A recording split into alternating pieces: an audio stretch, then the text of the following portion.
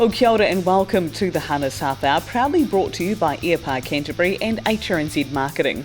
I'm Jess Smith, and this week on the show we chat to John Dickie following his win with Paramount King in the first Inter-Dominion Trotters Heat. Brad Williamson talks to us about his recent milestone, and Dan Lynch of the Manawatu Harness Racing Club chats about next week's meetings. But first, here are this week's harness headlines. The first round of the Inter-Dominion Heats at Alexandra Park saw a thrilling mix of results across both gates.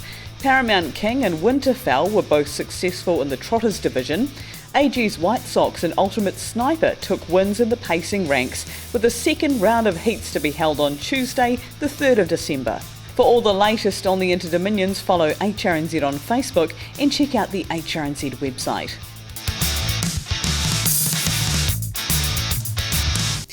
We're chatting to John Dickie following the win with Paramount King in the first of the Trotters Heats for the Inter-Dominions. John, were you expecting that kind of bold performance in the first round?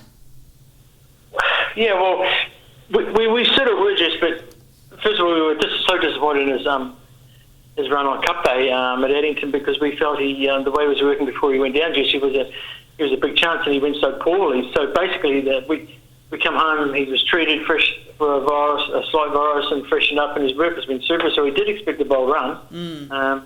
But we didn't expect him to go that quick either. And of course, leading into the next round of heats on Tuesday night, he's drawn the outside of the front row. What are you hoping from him tomorrow night? Well, obviously from the outside, Jess, we're certainly not going to be running out of the gate. There's no way we possibly can with all the speed drawn inside us. And what we hope for is just to get a drag home and run home and just collect a few points without sort of being too taxing on him, basically. Yeah. The racing style of the Inter-Dominions, do you think he'll back up okay throughout the series, John? That's what we don't really know, just to be quite sure. Probably in hindsight it wouldn't suit him, but we're hopeful. One thing is, we do know that these type of horses, once they get racing in the type of grade, and they can race this series back off them again and start again on them, they can really man up and be a good horse one day, hopefully. Well, he's already done such an amazing job, hasn't he, winning the Jewels as a 2-year-old, and it's hard to believe he's only 5 and still relatively lightly raced. Yeah, well, he is. For that reason, just we've had some issues with him to tie up. He's not the easiest horse. He's not the best dealer I've ever trained.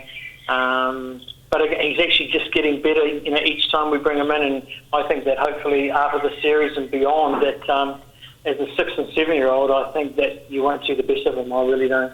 Yeah, and that family seems to mature really well, doesn't it? They do. They come early and they go late. It's an amazing family. They've been very, very good to me. I trained the mother for Graham Gimlet. He still owns it in partnership with Brian West. They bred him. We paid a bit of sort of money for Paramount King. It was a beautiful yearling. But he sort of basically grew into the ugly duckling, so to speak. And he's starting to, every day you take his cover off, you think, that's the horse we bought as a yearling, but he's probably got the nicest looking horse around, Jess. Yeah, it's always the good ones that seem to keep you guessing, it would seem. Pretty much. I mean, as I say, it's a family that I've had a lot to do with, and I was confident of buying him, you know what I mean, and syndicate him. So, touch wood, Jess. Yeah, and of course, really nice for you and Josh to share that experience together in the Inter-Dominions. Yeah, for sure. We had a taste of it last year. We won a couple of heats with Speeding Spur last year, and he had third and the third in the final. So yeah, it is good. I would love to train Inter-Dominion winners. To race it, As kids you grow up with the New Zealand trying a couple of them in Dominion, so it's just good to have one in the race, that's for sure. Oh, of course, and being at home to Alexandra Park, it would make it feel even more at home for you guys this year. Well, that's probably the other reason why, just that the horses that are racing in the Cup meeting have come to our house now, if you know what I mean. He's so accustomed to racing at Auckland and right-handed, it's not, so we've got a little bit of advantage that way. So yeah, definitely we'll take that, and you will need a bit of luck. Wonderful. Well, John, I appreciate you taking time out to chat to us today on the podcast, and congratulations on the heat win, and all the best of luck going through the series with Paramount King. Thank you, Jess. And in social media news headlines from around the world, starting off with New Zealand. In milestones this week, Brad Williamson, as mentioned, picked up his 300th winning drive in New Zealand when successful at Alexandra Park with Fanny Hill for his father Phil Williamson. And don't forget you can keep up to date on the Inter-Dominion Series and the Australasian Young Drivers Championship via our HRNZ social media sites. From Australia, Hale Christian was successful when recording a career best performance, winning at Menangle last Saturday night. For more on that and other Australian harness racing news, check out Adam Hamilton's Aussie News on the HRNZ website. And from the US and Canada, as the racing year winds down to a close in the USA, Dexter Dunn remains number 3 on the American drivers list behind Tim Tetrick and Yannick Gingras. You can keep up to date by following the US Trotting Association on Facebook. Well, celebrating one of our milestones from the week that has been, of course, 300 New Zealand driving wins for Brad Williamson, picking up the win with Fanny Hill at Alexandra Park. Brad, congratulations, and I guess, was it a unique feeling to be able to pick up a win, especially a milestone at Alexandra Park? It was. They were all wins, good Jess, as you know, but at Auckland they're a little bit better. So it's just nice winning a nice graded race for Dad, and nice to get 300 wins, as you said. Yeah, and of course you've been well known to the harness racing industry for a long time now, Brad, but in those 300 wins, have there been any in particular that have really stood out fondly to you in that time?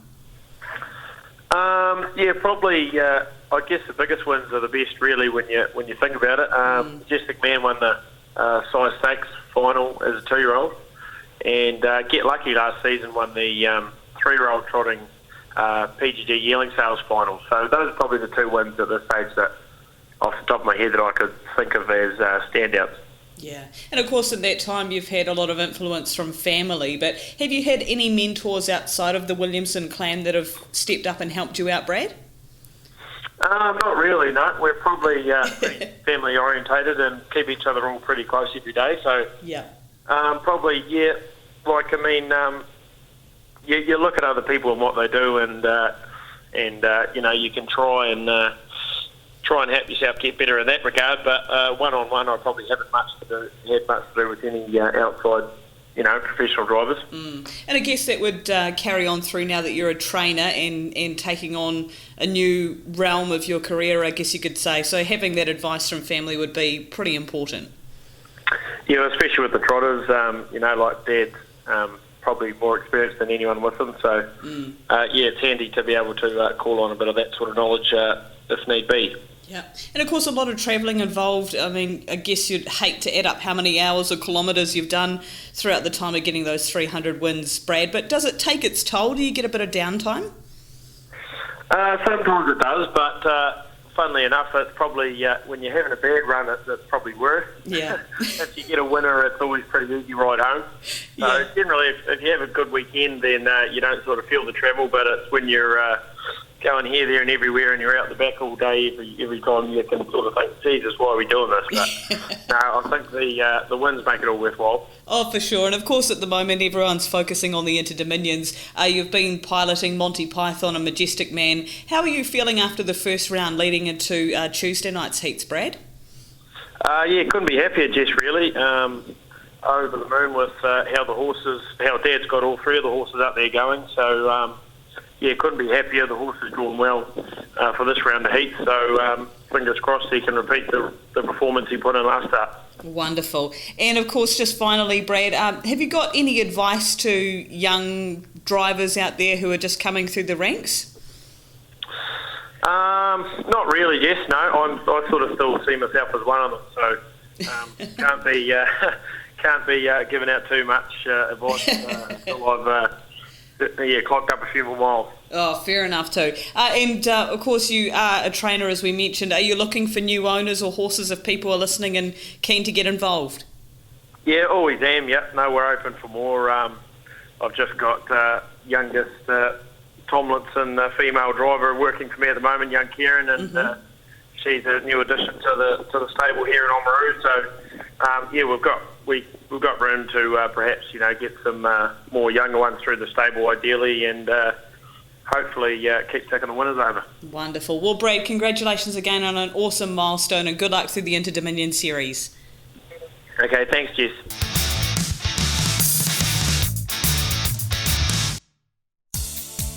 Hi, Razor here from Canterbury Rugby. When you need airport parking, choose a team that's on the ball.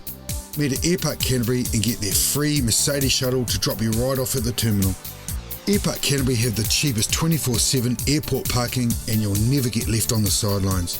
Give Airpark Canterbury a try, airparkcanterbury.co.nz. There's always a park for me at Airpark Canterbury.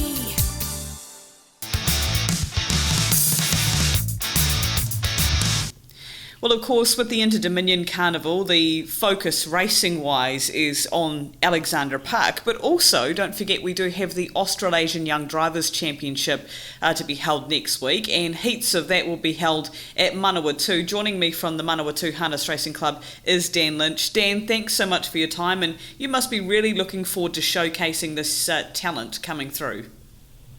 I think having the Australasian driving champs here is a great opportunity for us as a club to promote it in the area, and having these young people on course where we'll be exposed to the public and the chance to talk to members of the public and as well as other trainers is something that we're looking forward to taking real advantage of. And it'll be a great opportunity too for people that are local to come and check out drivers from Australia, and I guess for the Australians they'll be able to see some awesome sights while they're in the region. Yes, hopefully they're going to the massive equine hospital for a period, have a look there. We don't want to push too much onto them, but we've offered some opportunities to them with Courtney. And the other thing, generosity of the Spates Ale House is providing a meal for them one of the nights that they're here. So we're just in discussions today with some of the activities we're looking, but we're aware they've got a full program, but 2 penalty-free races. We're looking to see the trainers support them as well over the 2 nights. So yeah, it's a great thing to have on course. We have the night on the Thursday, the 12th. The track is going to be boosting at the seams. We've done no promotion, but we're actually, as I say, we're full of Christmas groups. We've got some groups outside, self-catering, and we're looking forward to a big night's activity. And as well as we've got the Wednesday, there's a function on the Wednesday as well. So we're looking forward to the trainers' support for that meeting. Oh, that is so great. And I guess, harness racing is a wonderful way for people to entertain their staff or their group for a Christmas function without having to put anything too fancy on, because the action's all catered for already. Oh, there wouldn't be a night go past, and I'm sure it's throughout the country, where we don't have sponsors coming up to us with guests, maybe it's their first night at the races, saying what a tremendous night they've had out, and also they'd be interested in coming again. We had our sponsors function, and we sold out all of our sponsored races, bar 2, on the night. Wow! And we have a waiting list of people wanting to sponsor races and bring out guests to the track. Yeah. So look, on a level that you pitch it at the right level and the right groups, you can have remarkable success and enthusiasm. Both that then comes down through the club, through the members, through the committee, and we feel we're travelling in there's always numbers of horses are important, but as a club's going, we feel we're travelling pretty much the right direction. Oh, that's great. And I understand, Dan, that you do want to address, a perception that one stable may be dominating, but that in fact isn't the case. Oh yes, I mean we have Michael House bring up his team, and it's absolute. They're a pleasure to work with. They're such professionally presented. Everything about them says class. However, whilst that feedback that comes through that owners are staying away because they can't win there. Well, this year we've had 31 races and they have won 8. That's around 25% of the races. Local trainers here are picking up wins. We're having a number of trainers in this area, 2 wins on the night. So I don't think that's a fair perception. I think Michael wins a share of races, but other trainers are certainly picking up the wins. And I often look at the fields and 18 horses going around once a week in Canterbury in a race. They can have 2 races in the week for around $9,000 up from Palmerston North. It's a very viable opportunity if people are prepared to take that chance and come up here and have a look. Yeah, and of course you've got the doors open to anyone that wants to travel. You're happy to give people accommodation or help them find accommodation for themselves and their horses. Accommodation for the horses is not even a question, and we've also got arrangements with the co-op up here and some motels that will, sort out accommodation. If anyone's got any specific needs or that, let us know, and we'll attempt to work in with them as much as we can. We'll be from up north or coming up from down south. We're keen to have people come and bring their horses, and most of all have a good time while they're here. Yeah. Oh, fantastic. And of course, through Christmas, it doesn't end there because you're quite busy throughout the new year as well. Yeah, we've got the situation where Kapiti, the Friday that Kapiti used to race down there is now being raced at Manawatu, and on the Sundays going down to Kapiti. We're pitching that very much as a family day. Again, the sponsorship for that day sold out. We're keen and we're looking forward to trainers being prepared to bring their horses for both days on the Christchurch here on the Friday and Kapiti on the Sunday. We hope to be able to announce one or two things happening around that day early in January, but it is a day we're looking forward to running, and it's going to be for us, the potential to race on a Friday night is a great opportunity for us as a club and to get out and promote it amongst the rest of the community. And then we have the festival in March when we also race on a Friday, and that's shaping up to be extremely exciting this year with numbers-wise. So a whole lot of things are happening out there, especially in the first quarter of the new year. Oh, definitely. And yeah, you mentioned that festival in March. It's been so well received, given, it's been up and running for a few years now, but all three codes combined together to make one heck of a week in the Manawatu. Oh, look, the support from the Greyhound Club and also with Awapuni, all three clubs, all three groups are working together to make it a success. We have lots of healthy debates and that, but there's one goal at the outcome is to develop this to be a festival of racing. Cup Week stands out like a beacon. We have the Inter-Dominions out there, something in the lower North Island that we can promote across all three sports, bring people along into, and have a successful meeting is the whole goal of it. It's exposing people to harness racing and the other codes, but in our case, exposing people to harness racing. And when those people see it, as I say, frequently they just say, we didn't realise how good this was. And that's the message you've got to get out there. Yeah, most certainly. Well, Dan, thank you so much for your time. Good luck for hosting the Australasian Young Drivers next week. Of course, those meetings on Tuesday the 10th of December and Thursday the 12th of December. Thanks so much for your time and all the best through the new year. Merry Christmas. Thank you, Jess. I'll be chasing grandchildren around in China, so I'll actually be leaving the country in the next 48 hours. So I hope all goes well, and I'm sure I'll be watching through the internet to see how things go.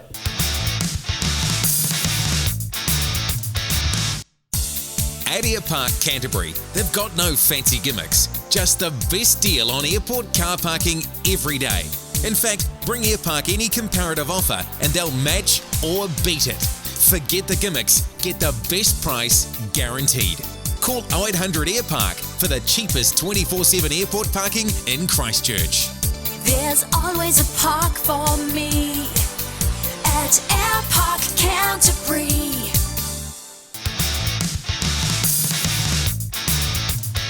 Well, of course, back for another Bookie update here on the Harness Half Hour. We welcome back on board Richard Wilson.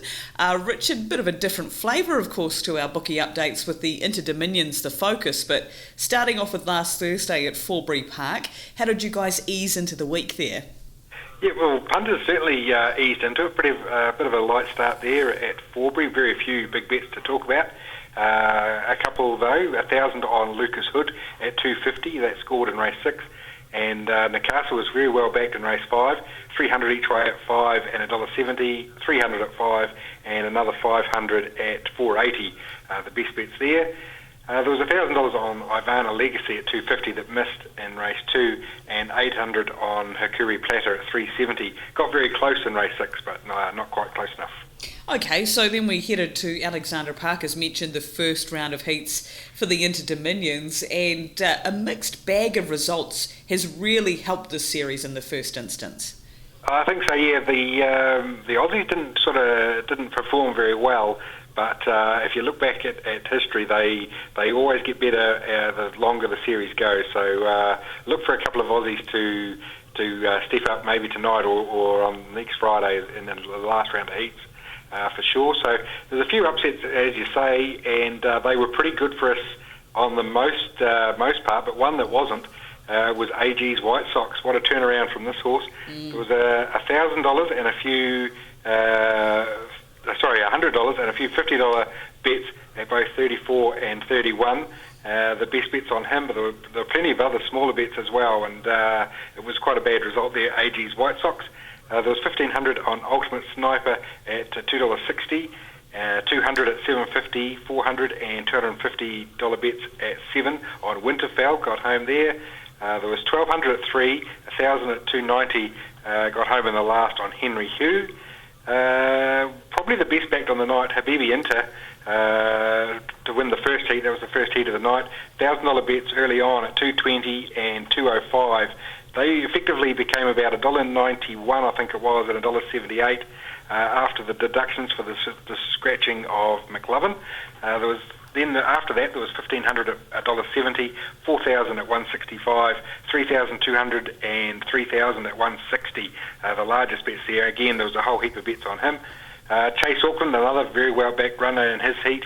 A couple of $500 bets at $3.70, 1,000 at $3.30, 1,500 at $3.20, 1,000 and 800 at 3, $2,000 bets and a $1,900 bet at $2.90.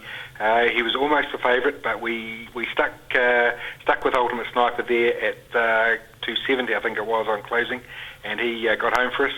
Some other big bets that dipped out there, 4,000 on Dr. Susan at $1.80. There was 4,000 on Makula at $1.80. 1,650 on Gliding Away at $4.60, and another 1,800 at $4.20. Okay, and of course we've got to do it all again tonight, being Tuesday when this podcast is released, and we'll talk about that in due course. But then, of course, you had to back up, and you had Friday on the same evening as well. Were punters having a crack there, Richard? They certainly were, yeah, and they were going a bit better there. A number of plungers came off there. Majestic Chevron was the first one in race 2, 5,000 on at $1.80, and then 8,000 at $1.65, 1,000, 2,000 and $3,000 bets at the $1.55, and just to top it off, another 2,000 at $1.50, so they all got paid out. Jazzy Star, very popular at $1.50. There was 1,000, 2,000 and $4,000 bets on there. And the other one, Williamson, strongly backed in race 8, 500 at $3.60, 4,200 at $3.50, $2,000 bets at both $3.20 and 3, and then another 4,000 at 3 as well. Not many misses, but there was one plunge that didn't come off. That was Miss Graceful in race 4. She opened at $8.50, closed off at 4, 1,300 on at $5.50, 6,000 at $1.75 to run top 3, 1,000 at $4.80, 1,000 at $4.50, and a couple of $500 bets at $4.40 and $4.20, all missed out. Okay, so possibly one to follow there, Miss Graceful from Addington last week, if you're going to follow that money. Of course, on Saturday we had Oamaru with the driving series down there on the grass. Yeah, pretty even day there between punters and bookies. The best bet, 2,000 on Norman Richards at $4.40, got home late. Other nice collects, 3,000 on Franco Garrett at $1.95. There was 380 on Three Ideas at $6.50. 2,000 on Vinnie Rules at $2.30 to run top 3. A couple of $100 bets on Smoky Mac at 18 were pretty good as well. A few misses kept us in the game there. 2,000 on Right You Are at $3.80. There was 1,000 on Burlington at $3.60 and 1,000 on Mongolian Conqueror at $3.80. And from the grass of North Otago up the road to Banks Peninsula, big fields, of course, and big crowds at the Mott. Yeah, and it was up to its old tricks there on Sunday. A number of long odds winners. There was one that hurt us quite a lot as well. Eureka, race 8. $16 on opening into 10. The best bets there, $100 bet at 16, 200 at 11 and 200 at 10. But there were more than 475 individual bets on him, and so that all added up to a pretty disastrous result there in race 8. A few other nice collects on the day, 600 on With the Band at 10. There was 1,000 on Natives Lasting Love at $5 to run top 3, 1,000 on Steal the Show at 5, and 2,000 on Momentous at $1.80 to run top 3. A few misses there, 5,000 Better Fly at $1.70, and two $3,000 bets on Sounds Like Art at $2.50, and then a late $4,000 bet on Glenelgan Thompson at 280. Yeah, of course, those big grass track fields can trip a few up, but they're always very popular, as you've mentioned before. Multi of the week and cash out option, what have you found this time round? The best multi of the week, a $50 multi, kicked off on Friday at the Otaki Gallops, Dezella at 3, into Flying Finn at 180, Hampton Banner at 440, and Boulevard at 4, all at Alex Park. And so that $50 returned $4,752. And the best cash out of the week, there was a $10 multi at Mochikarara, Christian Hu at 18, Eureka at 16, and into Jordan Nancy at 8. That would have returned $1,866, but very wisely cashed out for $1,026 before Jordan Nancy only managed to beat a few home. Okay, and what about worst cash out option? I know this hurts for punters, but we do have to highlight them. Yeah, it was not really a bad one, I guess. 500 on Ultimate Sniper at 260 would have returned $1,300, but they cashed out for $475 before the race, and of course he put up a massive run to come wide and get up and win. Yep. Oh, goodness me. You just got to wonder sometimes whether the nerves just get to them, but never mind. The week ahead, as we mentioned, of course, this being released on Tuesday, Inter Dominion heats tonight, and it's still a busy week for you and the team. It's actually, looking ahead, it's a massive week. There's 8 meetings in the next 8 days, Jess. Kicking off tonight, of course, Auckland Interdom heats. Then Thursday we've got Cambridge, Auckland, some more Interdom heats, of course, and alongside that there's the Forbury Park meeting, Invercargill and Addington on Saturday, and the Australasian Young Drivers Champs kicks off there. Methven, we've got the Green Miles and some more heats of that Australian Young Drivers Champs on Sunday, and then Manawatu on Tuesday with those Australasian young drivers having another go. Yep, and of course next week we'll talk about the Inter Dominion, looking into the final and all the big money there. Richard, thank you so much as always for your time. Really do appreciate it, and keep up the great work. Yep, not a problem, Jess. Very good. And what's coming up harness racing wise this week, of course, Tuesday at time of recording, which is tonight, the second round of the Inter Dominions will be held at Alexandra Park. On Thursday night, the Waikato Bay of Plenty meeting will be held at Cambridge. Friday, of course, back to Alexandra Park, and Forbury Park, of course, complementing that meeting. Saturday night, we've got Christmas at the races at Addington. On Sunday, to the big grass track at Methven at Mount Harding. And on Tuesday, we're at the Manawatu for day one of their meeting next week. And that's it for this week's Harness Half Hour. Thanks to Airpark Canterbury and HRNZ Marketing. Don't forget the Harness Half Hour podcast is available on the HRNZ website, HRNZ Facebook page, via the Punters Lounge, which you can find on tab.co.nz. You can also find us on Spotify and iTunes.